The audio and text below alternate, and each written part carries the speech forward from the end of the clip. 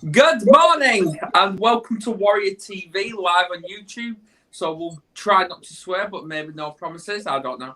I am joined by my beautiful co-host.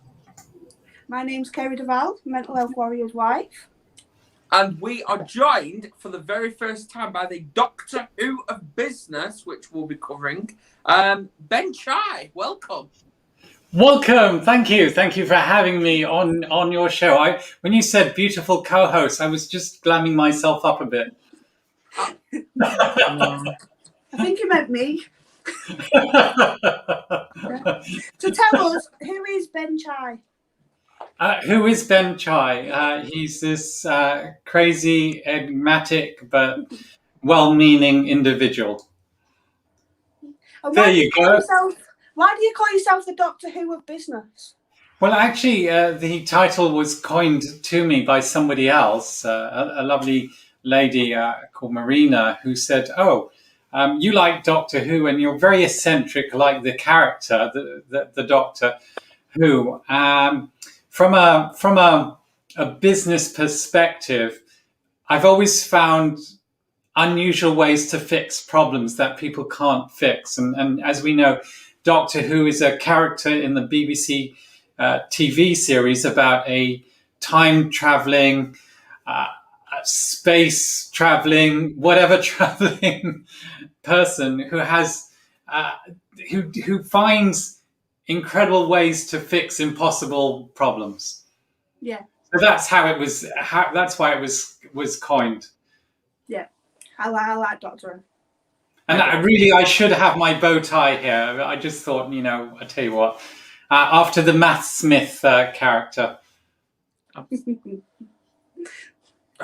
don't like Doctor Who, but anyway, another conversation. So let's talk about you as a child.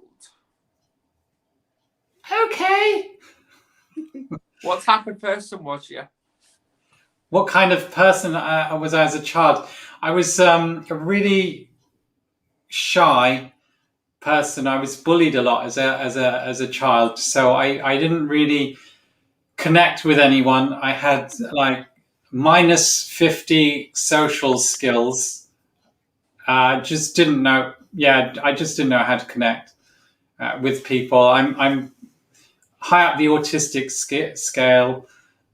I'm a little bit ADHD, so if I'm out with people, at a meeting, I will face the wall, because if I face away from the wall, then I'll get distracted by all the things that are going around, and people will think I'm not really interested in the conversation or the meeting. So I have a number of challenges there. When you're bullied a lot, you don't think people like you. So I had very low self-worth, and I would isolate myself from people, which made me a target for even more bullying. So that's what I was as a kid. I really didn't want to be on this planet. I wasn't very good at suicide because I really didn't know how to do it. But I in my own head, I tried to make these attempts, like sleeping with lots of knives in my bed, that kind of stuff. So I was quite inconfident at suicide. Yeah. Let me talk about that. I'm going to ask you, because people know what it is, but they don't actually know what it is to them. So I'm going to ask, what does mental health mean to you? Mental health or mental wellness? Both. It's really how well and clear your mind works in terms of working with people, in terms of sharing what's going on inside of you, in terms of understanding other people's mental health issues. So I need to remove the physical side, although the physical side also impacts your mental health. But if I can just separate the two for now, and just focus on the mental bit. So it's how much your mind can process, the agility of that, and how well you can connect with people. So there's all these kinds of aspects go into mental health, and I'm trying to separate it from physical health and spiritual health, which you really can't separate all of them because they're all integrated. But I'm just trying to focus on that mental health aspect. Does that make sense? Yeah. Yeah, So have you and managed to- intellectual health as well. That's also a separate component. So have you managed to overcome the bullying that you went through as a childhood? Have I managed to overcome the bullying? I've managed to deal with bullying that happens in my life, and I'm still going through a situation where there's some bullying going on, but I stand up for myself now, and I don't put up with people having microaggressions against me or hidden aggressions against me, in terms of the fact that I'm kind of mixed. So I'm British born Chinese. My dad, he was born in Malaysia. My mum was born in Guyana, in British Guyana. So I have a bit of Malaysia, Chinese, Guyanese, and English in myself. I have learned how to develop and detect where people are undermining me over time. It's not something I've dealt with straight away. And I've learned to appreciate that I'm a wonderful person. I'm not trying to help people. I'm trying to add value to many, many people around me and increase my understanding of my self-worth. When people understand what wonderful human beings they are, and they can understand what success is. So success is beyond money, right? I think people get confused and they think that people with a lot of money are successful, which is a great, great misunderstanding. So when you understand that you, Kerry, Adam, Ben, are just amazing people, and you add so much incredibleness to people's lives, have that self-worth in you, it is virtually impossible for people to bully you. Because when they try it on, you either stand up to them or you think, I'm not 15 years old to get into this kind of conversation. When you want to have a chat with me properly, give me a call, but I'm going now. And you just leave it. Yeah. I mean, the other day, me and Adam were out the front, tidying the front garden, and a child next door, well, an adult child, he started chanting, "Hey, fatty bum bum," through the window. And I'm like, me and Adam just laughed it off. What a pathetic child. Does he not understand that we're in mental health professions now? That sort of thing doesn't bother us anymore. It might have bothered us when we were in school, but not anymore. We just laughed it off and carried on what we were doing, and then came inside. So Kerry, I was kicked by a 5-year-old when I was about 20 something. A 5-year-old comes up and just kicks me. I was in tears because that child had learnt racism at such a young age. So Yeah. I wouldn't be upset with the kid. I'm upset with whatever society. It may not be their parents, it may just be their friends or whatever, but that they have taken on that belief.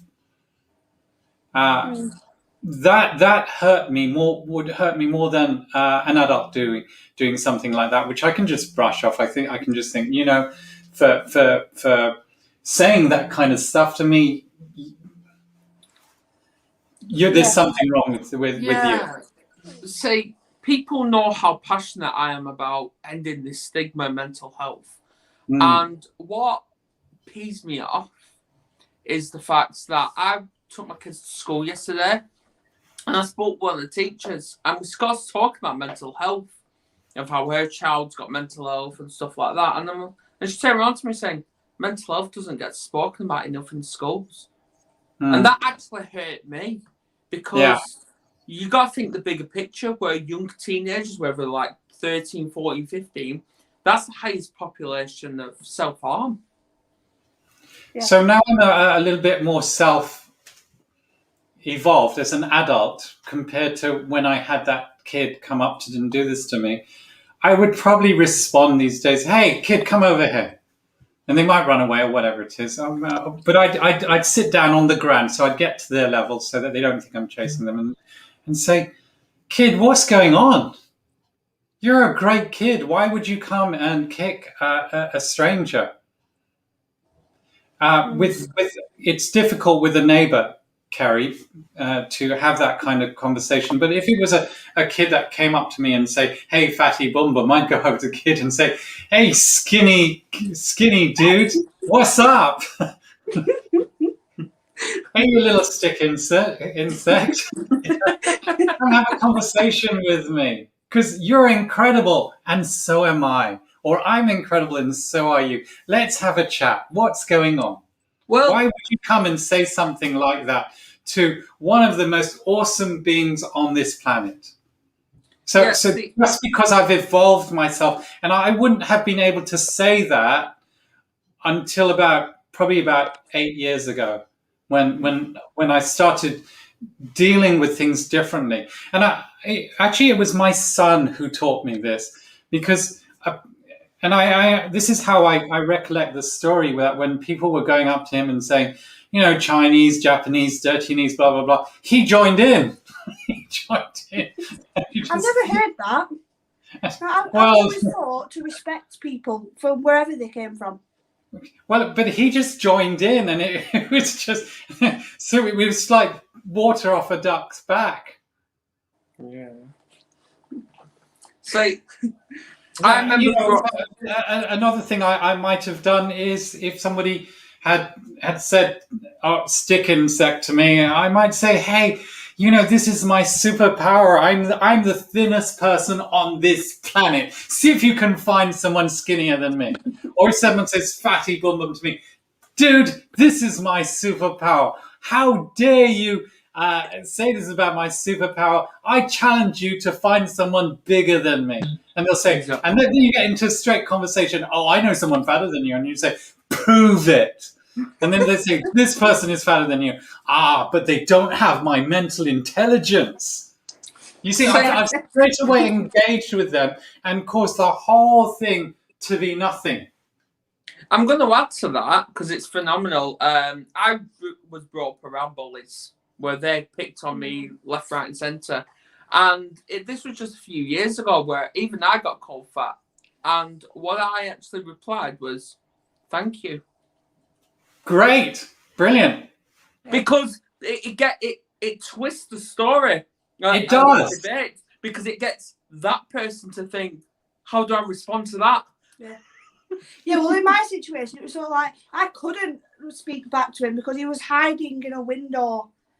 He was hiding through a window, twitching behind a curtain, sort of thing. And it's like, I'm not even going to try because, he was hiding. I mean, did you blow the window a kiss and wink? No, I don't know. I just laughed. We just laughed it off and ignored it. Yeah, it is horrible. But when I love what Adam's saying when you say thank you. In fact, I wouldn't just say thank you because I get this happening to me quite often, and I look at them and say, "Thank you, sweetie." What else have you got? I might start doing that, saying thank you. Or I might say, "So, are you trying to flirt with me?" See, it's a compliment. Absolutely. Yeah, but I haven't even said thank you. I've just engaged and assumed it was a compliment and said, "So, are you trying to flirt with me?" So, I'm just reading your bio now. Let's move on to... Anyway, that's why they call me the Talk to Her business, because I deal with situations very, very differently. And as a kid, I was very much into reaction and defense. And today I'm in embracing. And whatever somebody says, it's good. They love me. We do. So let's talk about when you managed to secure that low-paid job in administration. Okay, so what do you want to know about this low-paid job in administration? How did you go from having that low-paid job into your successful businesses? Well, first of all, how did I get the job? Because apparently Start there. the world was in massive recession at the time. My parents told me I wouldn't really amount to anything, so they'd got me a safe job in government. And in my head, I swore, so I will find a way. I don't know how, but I'm going to find my place on this planet. And so I slept on my good friend Tana's floor, Tana Balasuriya Shanmugam, a floor with 4, 5, 6 other people. I make up the numbers today because I can't remember. Eating my pot noodles. No, pot noodles was a luxury. Having my porridge for lunch and cornflakes for dinner. And somehow got this job in administration. So I thought, one day, who knows, some lady might like me. And I might have to invite her home. And I can't invite her to somebody's floor in this one bedroom, one bed sit place at university. So I then started learning everything I could. In the company, they had an educational system. So this is pre-internet, because with the internet, you can learn everything. You've got an encyclopedia at your little fingers, right? Yeah. You can learn anything and become very good at it by coming, for example, to your YouTube channel and learn everything about mental health. Even this broadcast that we're doing, if you got one tiny tip that pushes you to the next level, wow, how great is that? So in those days, we didn't have the internet where you could learn stuff, but we had different educational components. There were these things called DVDs. Ooh, where you had educational. Remember DVDs. You're showing our age now. Yeah, I'm just saying. We had DVDs where you could learn stuff. So I learned a lot about different kinds of software, to increase my understanding of tech. And I also learned a lot about goal setting, how to set goals, how to achieve those goals. I learned about sales and marketing, all these different kinds of areas by using what I had at my fingertips. There were these educational platforms where you could buy them for 30 days sale or return. I would get them for the 30 days, pirate them, make copies, duplicates of them, send them back to the company, and I would listen over and over. Today, I've bought every single one of those programs, by the way, just so now that I have money, but I didn't have money at the time. Today, you don't need to do that. You don't need to compromise your values like that. You can get it all at your fingertips on the internet. And if for some reason you're able to view this and you're in a country where your internet isn't that good, but your school or government has decided to show this particular broadcast, it's not just streaming that you can get great education, because you can just get great education by Googling the topic, and there'll be so many great articles on how to do X, Y, Z. Mm-hmm. Yeah, and the internet is brilliant. We're doing college over the internet, aren't we? Yeah. And getting some more mental health qualifications under our belts to help more people. Boom. Yeah. I've just completed mine. Sorry? I've just completed mine, so I'm waiting for a mark back to say absolute congratulations. Yeah. I've not passed yet. My tutor hasn't said I've passed yet. But with me, look, hold on, Carrie. Even if you don't pass, you'll just do it again. Yeah. Well, because with this particular course, because it's children and young people's mental health, like understanding it, level 2, and there's 5 units. I've already passed first 3. I got that on email. Adam, that's fantastic. So my brother, he failed English GCSE 7 times, I think it was, or it was the 7th time he passed, or 9 times. I forget. Today he's a top director in financial institutions. He's being the finance director at Bank of Paribas, which is a great big bank. So it doesn't matter whether you pass now and you redo it or not, or you pass straight away with flying qualifications. I just want to share that with people with mental health, because you might think I'm not good enough, right? Just do it. Yeah. If you don't pass, so what? You know, I wanted to learn dance. I've got 2,000 left feet. When after my 3rd month, most people are out of beginners after the 3rd month, right? I'm there after 2 years, and people would walk off in the middle of the dance floor. Today, I'm really good. I'm really good because I wouldn't give up. Yeah, I mean, it just goes to prove, it's like when you leave school, you might think, oh, I don't know what to do with my life, and end up in a dead-end job. But then that doesn't mean that you're stuck in that job for the rest of your life. It means that you then have the opportunity to then go and learn a new skill and change your life into a different direction. I mean, I left school. I didn't know what I wanted to do. I met Adam, and look at us today. Mental health warrior and his wife. Yeah, the Adam family. Da-da-da-dum. And I didn't know. I didn't know what I wanted to do when I left school. I don't think many people do, and sometimes you have great teachers, and sometimes you have terrible teachers.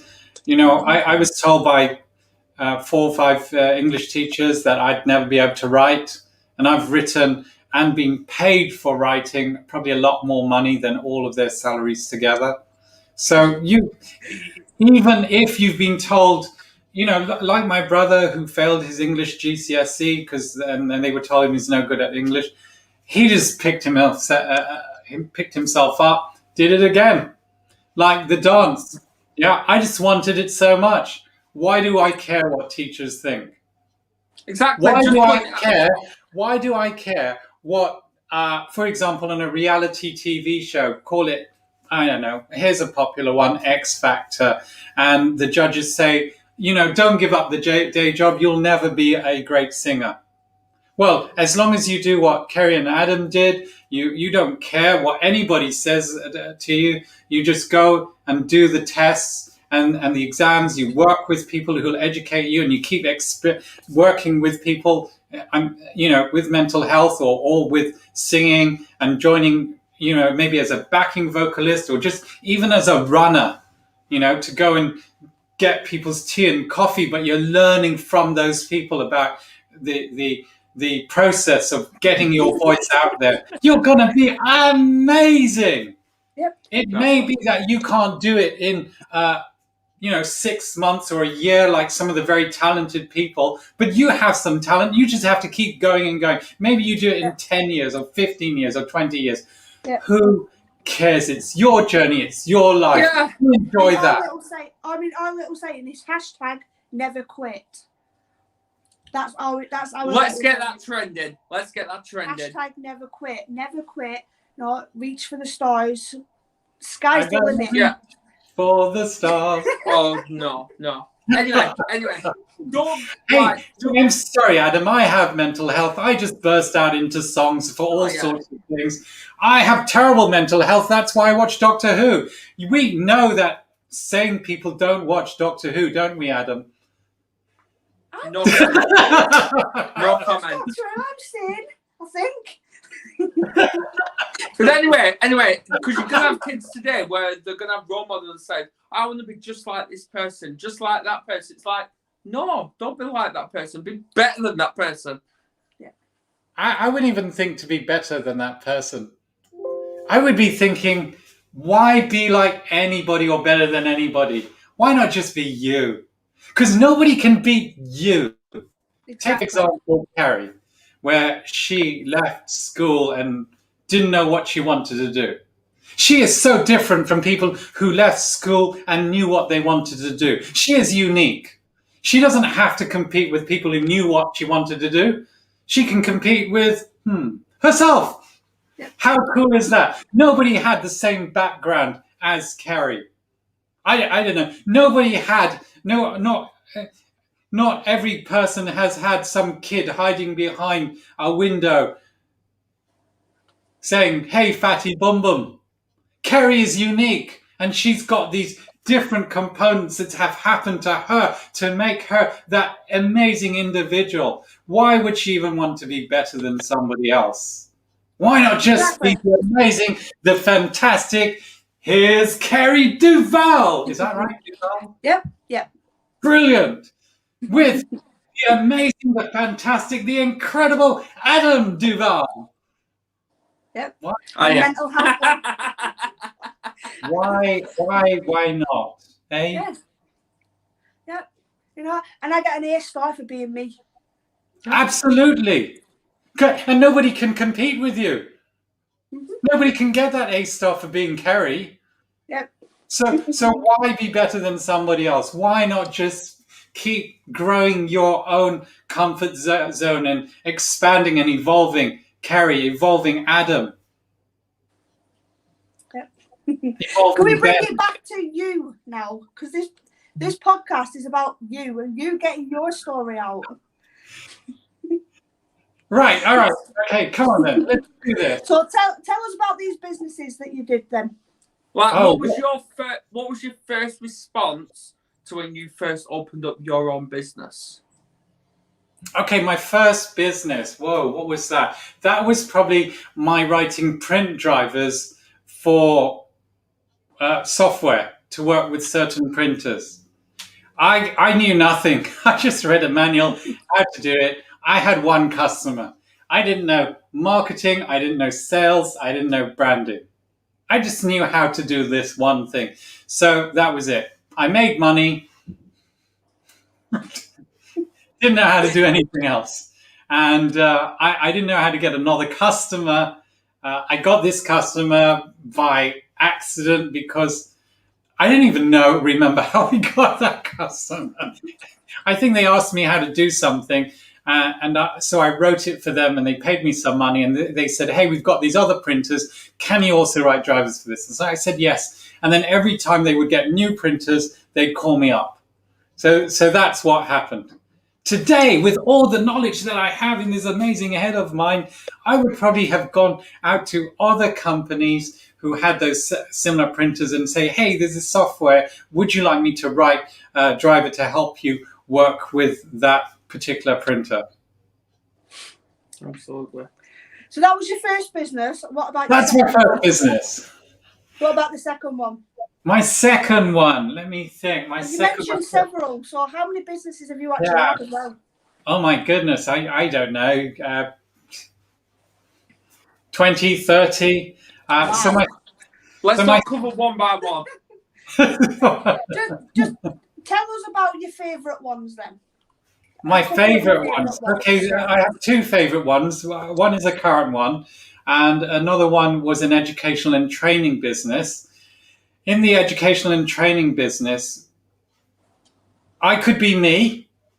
So I could fall asleep in the afternoons if you took me to meetings, and all the other team members knew this about me. So they would take me to meetings in the morning.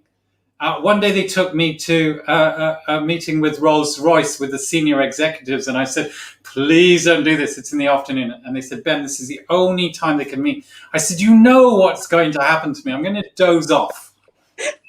Right? In the meeting, I'll get bored. Remember, I'm high up the autistic scale and I've got ADHD, right? Hard for me to be passionate about some of the stuff that you're talking about. Anyway, they took me there. They're my team members, remember? They know who I am. They know what's going to happen. And sure enough, there I am dozing off. And suddenly I wake up like this and everybody's laughing. And my team members had told the executives beforehand, "We need Ben on this meeting. He will probably doze off, but he's still awake and he's processing," which is true, right? And what they'd done is they had bets with the senior executives about when I was going to doze off. So that's why they were. Isn't that great? It was a great team. We weren't jealous of each other. I remember the managing director offering a greater percentage in the business, and I said, well, actually, I just turn up for meetings. I don't do as much work as the other people. Offer the equity to them first. If they don't want it, yes, I want it, right? And so it's just great. The next great business that I have is the current team I'm working with today. So this is a property business. The company is called Opportunities. And again, we just love each other. We have similar value systems. We're constantly, like, for example, there are deals that we could have taken, but have walked away from because it would have disrupted a relationship with somebody else, even though we know they're going to lose the deal. Yeah. So we have similar value systems, and we're all thinking, how can we impact using our business, either the finance or the properties themselves, to help the wider community? I've only got one question. Right. Why have you not written a book? How do you know I haven't written a book, Mr. Adam Duval? I have a gut instinct. It's not I've in your bio. written 7 books, young man. And You haven't put that in your bio. Well, I don't put everything in the bio. So I've written a tech book which made me just over $1 million. It's from Microsoft Press. The one that is currently in press is called Social Magnetism, which is based around my TED talk called Social Magnetism.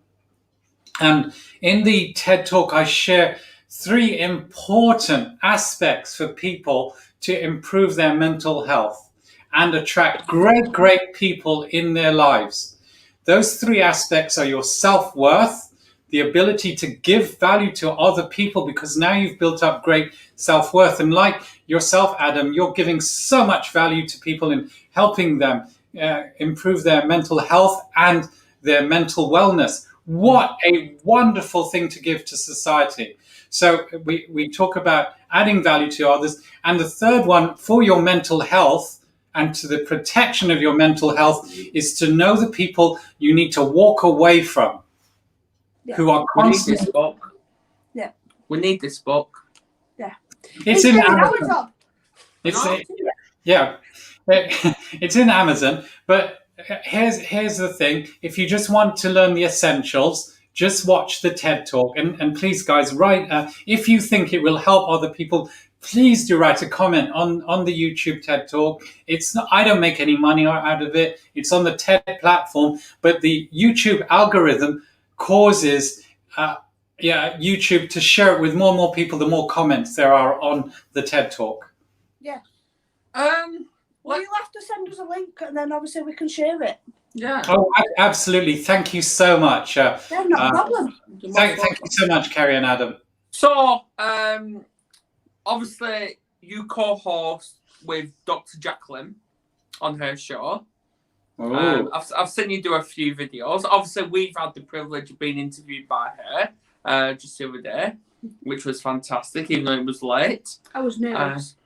I wasn't. So yeah, how is it? Like, how did you come across Dr. Jacqueline? So I met Dr. Jacqueline in Clubhouse. It's a social media application, and I'm just weird. So most rooms I'm in, I can't take a lot of things very seriously. So I'm always kind of creating lightness where things are really intense, really intense. So I'm always creating lightness in those rooms. And as a result, actually, I've been interviewed many, many times. Dr. Jacqueline reached out to me and we had a chat. She interviewed me on the business show as the Doctor Who of business. They learned so much. So they asked me back on another show and still learned so much more in business and how to build and create your own 7- and 8-figure businesses. she then asked me if I would like to co-host a show and what I was passionate about most. So I'm more passionate about helping people learn and get insights from situations where people thought they would never recover from, where society had put them down. Like, for example, people calling you fat. I mean, people are putting you down there essentially and thinking you'll never be anything. Yet we know so many incredible people with that kind of label. Really, there's no such thing as fat or skinny or medium sized. We're just people. That is the truth. But you've got that label that society's put you down on, and you have created, Adam, your own set of insights to help people who've gone through your challenges to be amazing. So that's what that show. That's what I love about this show. Coming back to this whole thing of finance, for me, finance doesn't detect your successfulness, and I hate people who say, "Hey, before I didn't have money, now I have money." It doesn't detect make you happy or not, but even if I'm sad, I'm a happier sadness because I have more money. This is the biggest lie ever, right? So would you say labels are the key factor to the stigma we have today? Would I say that labels are the key factor to stigmas we have today? Do you like being labeled anything, Adam? No, I hate labels. Right. So I used to hate labels. I used to be exactly like you. If somebody says, Ben, you're a writer, because I've written a lot of books and I've written a lot. I've had, I've been the editor for 15 plus written magazines and online magazines. I hate being called a writer. Other people say, you're a property investor. You've got so many properties. You've done this and this in property. I hate that label. Because it's like, you can only do this. Here's the thing, Adam. You're more than a mental health warrior. You are bigger than just helping people with mental health. You choose to do that because you're passionate about it and you've seen and helped so many people in that. However, you're also an amazing partner and husband. Exactly. You're also an amazing friend. And why I say that? And as you grow and grow, who knows whether you're passionate about it or not?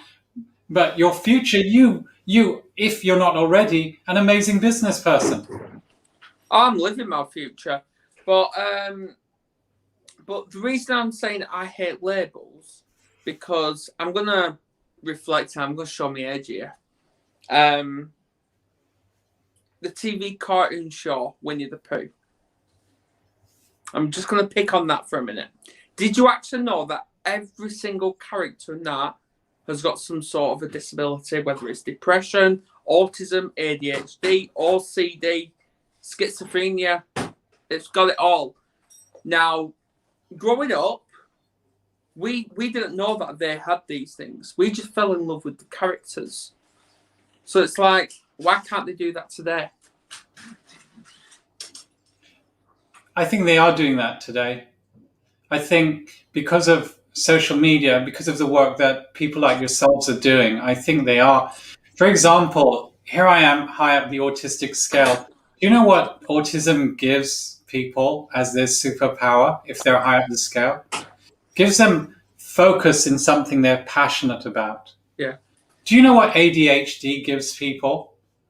It allows them to take in all the information of everything around them, which other people miss.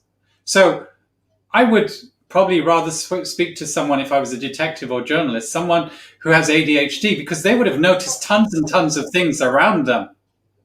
You have the ability to process. My little boy's got autism and he was playing without animals. Yeah. Because obviously we've got kids with autism ourselves, and our son's been assessed for ADHD as well. So, all right, let's go to dyslexia. Do you know that dyslexia allows you to look at things differently? So therefore you can find creative ways to get out of systems. So a lot of the top business people are dyslexic because they have found ways to be unique. Yeah.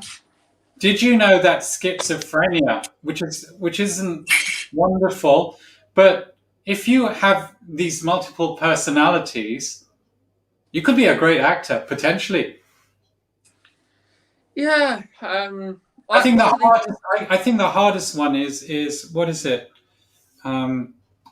Which I'm still trying to work out what the superpower is this kind of bipolar thing. I think that's probably the hardest mental health to deal with, and I'm still trying to find out why that particular component is out there.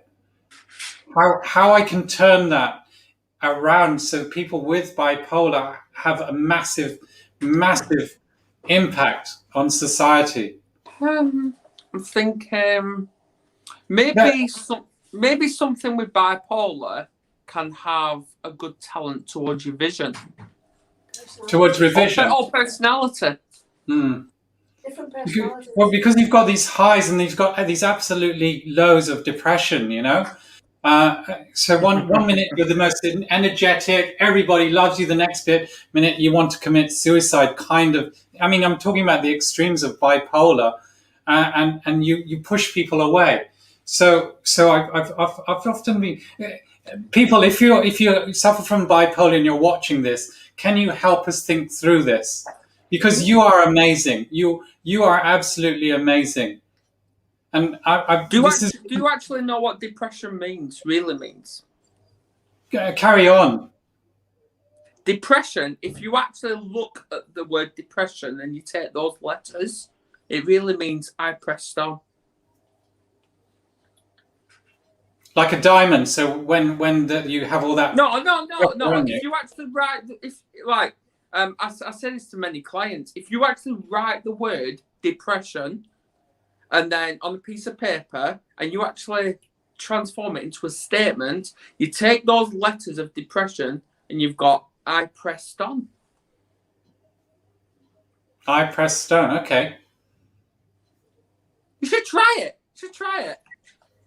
Okay. Oh, you mean if I look at the dictionary, the word itself, the meaning of the word. So and you know that high press stone. So where I was going with that is, like a diamond is a high pressed stone, but so valuable to society. Mm-hmm. It's probably the superpower of all superpowers.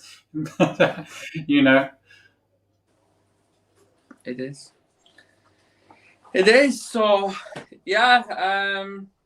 Obviously, Kerry's because obviously we've got a visitor here doing some work. So Kerry's literally just here.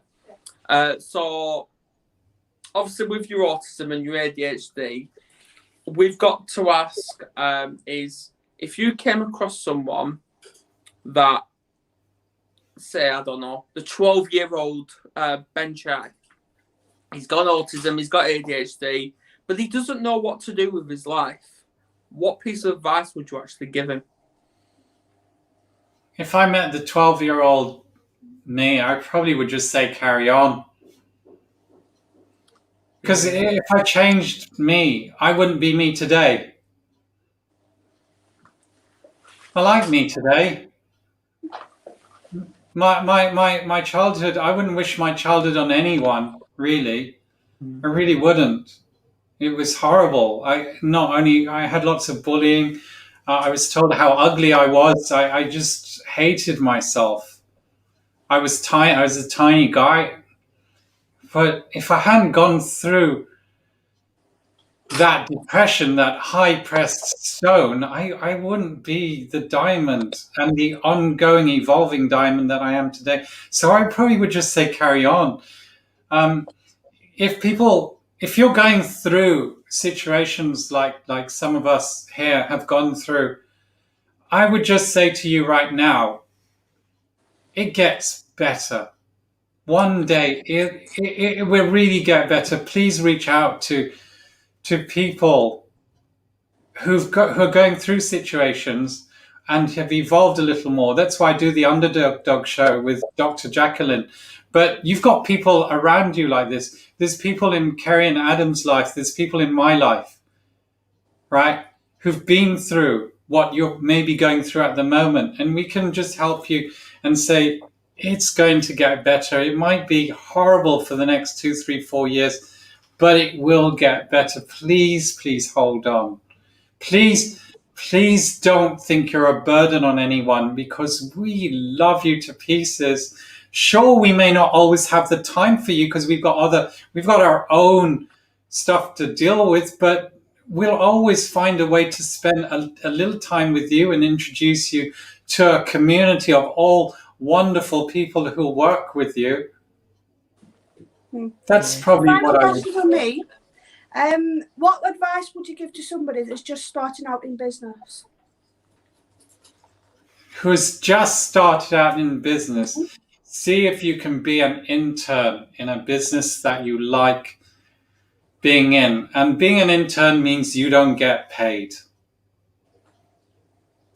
Yeah, you don't get paid. Start learning about the areas that you're interested in. Create a podcast like Kerry and Adam have done in the areas that you like, and interview people in business who you think have achieved aspects. Don't try to be like them, try to be like yourself, but their skill sets and their understanding you may want to learn about. And so create a podcast if you are just starting out. So remember when I first started out, I didn't know lots and lots of stuff. Finally, start something, anything. Just start it. Who cares if it fails? Remember my first one, back to Carrie's original story? It didn't make money. It made money, but Carrie made so much money. I didn't know how to do everything else. Well, thanks for coming and joining us. Thanks for being our guinea pig on our first joint live. Tell people where they can find you. So you can find me on Google. You just put Ben, B-E-N space Chai, C-H-A-I, courageous, happy, articulate individual in Google, and all my contacts will appear. I do have a link tree for contacts. It's just your http / link linktr.ee/Ben Chai. And you will have all my contacts. You'll have my Facebook, my Instagram, my Twitter, my LinkedIn. I love people to connect with me on LinkedIn and Instagram because I'm just learning about those two platforms. Well, I certainly will be connecting with you. Thank you for being our guest. I sent you a connection request this morning, so yeah. Thank you so much. And Adam and Carrie, you are beautiful, beautiful people. Thank you for all the wonderful, wonderful value you're adding in helping people's mental health. Thank you so much. Yeah. And on that note, we are going to end. Please join us Friday, where first we've got Kerry. She's going to be hosting another social podcast on your own with Dan Hartshorn. I might have mispronounced that last name. I might have to double check on that one. But he's an amputee and he's going to tell us his story. Brilliant. And then with me, I've got two that day where I've got 1 o'clock. I've got with Steve Knapp. He's in Australia. And then at 6 o'clock, I've got Lorraine Michael Harris. I might jump on that one with you. So, yes. Please tune in and subscribe to this channel. See you later, guys. Thank you.